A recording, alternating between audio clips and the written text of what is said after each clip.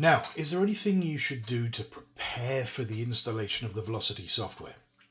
Now, I've put a link to a helpful document below that will help you get set up for success from the get-go. It's called Get the Most Value from V-locity.docx, and let's take a quick run through that now.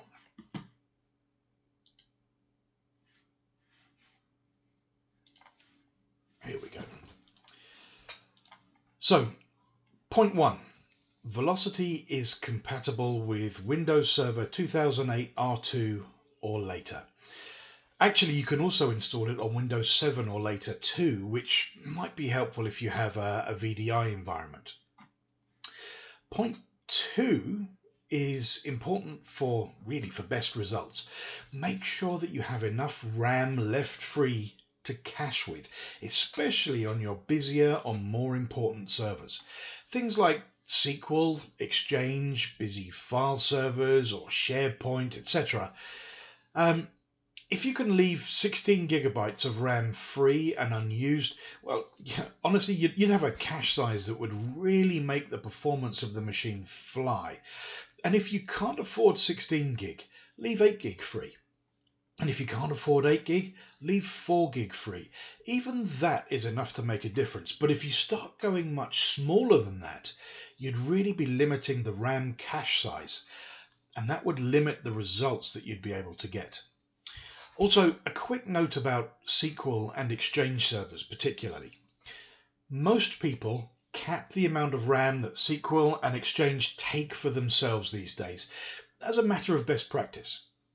It's definitely worth doing that if you're not already, especially if you're planning to add more RAM to those types of machines. It'll stop them from stealing any additional RAM for themselves so that the RAM is left free for V-locity to cache with. Remember, V-locity won't compete for RAM with anything else that's running in the computer, so it's definitely worth thinking about if you're testing on SQL or Exchange servers. Now, point 3 is also worth having a think about. Install the V-locity software on as many Windows machines as you can that share the same storage. That way you'll be optimizing and reducing as much of the workload that the storage has to deal with as possible, and making it much more efficient than if you only install the V-locity software on just 1 or 2 or a handful of machines. Now, point 4, let's bring that up here. Point 4 is talking about the ports that should be open for the V-locity management console to be able to deploy the V-locity software to other machines on the network and communicate with them for reporting and alerts and things like that. There's also some helpful instructions on how to get the ports open with group policy, if that's helpful. Finally, try to install the V-locity management console on a dedicated machine if you can. Maybe spin up a VM just for the management console so that it's not got any other software installed or other roles such as IIS, or maybe try and avoid having Apache on there.